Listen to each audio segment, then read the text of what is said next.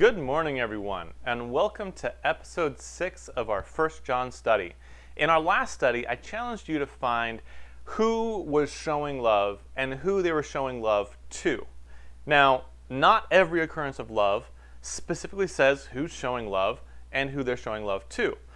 So, let's jump in and let's look at a chart that I made of what I found, and then we'll look at the text.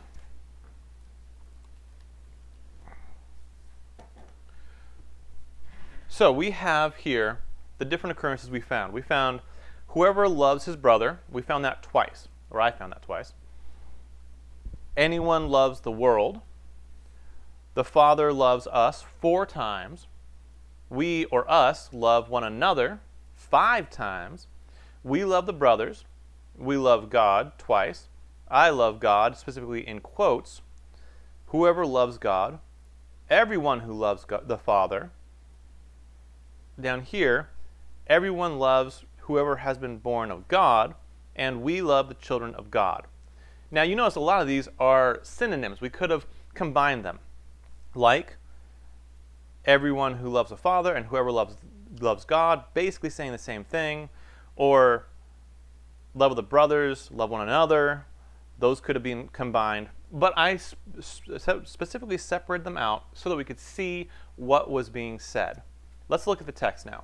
Most of these are pretty straightforward. I'm going to zoom in a little bit so you can see better.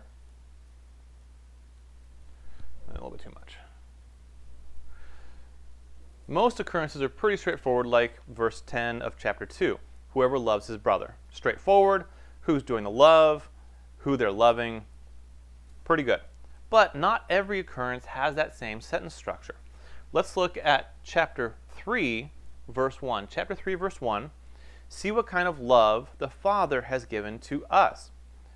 The Father's the one doing the love, and us is who's receiving the love. But the sentence structure is different from what we saw before. But again, pretty straightforward. Down here we have a command that we should love one another. But let's move on to chapter 4 and look at an occurrence that is really interesting. Now, chapter 4, of course, has this section that is very full. There's tons of occurrences of love in this section. Starting verse 7, Beloved, let us love one another. Again, straightforward.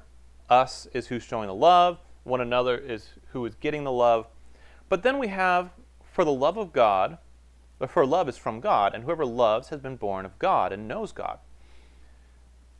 Here, we have whoever doing the love, but it doesn't specifically say who they're loving.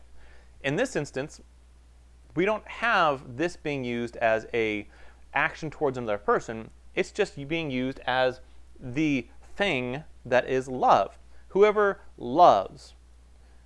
Now, we go through the rest of this section, and everything's pretty well clear. We have a lot of occurrences of love, but not every one specifically mentions who's doing the loving or who's being loved. Let's go to chapter 5, though, because chapter 5 has something really interesting. Everyone who believes that Jesus is the Christ has been born of God, and everyone who loves the Father loves whoever has been born of him. By this we know that we love the children of God, when we love God and obey his commandments. You notice here in chapter 5, everyone who loves the Father loves whoever has been born of him. That's a very long, drawn-out way of basically saying Christians should love Christians. Everyone who loves the Father. Well, who is it that loves the Father? Well, the one who obeys his commandments. So those who obey his commandments are Christians. Christians love whoever has been born of him. Who's been born of God? Well, Christians. So Christians should love Christians, but he expands it out to show us the importance of these familial relationships. Everyone who loves the Father. Okay, you claim to love the Father. You claim to be somebody who is a Christian who puts God first. Well, then you're going to be loving whoever has been born of him. That is, Christians. Those who don't just claim the name of Christ, but have been born of Christ. By this we know that we love the children of God. Again, he could have just said Christians. He could have just said the brethren. But he specifically says the children of God.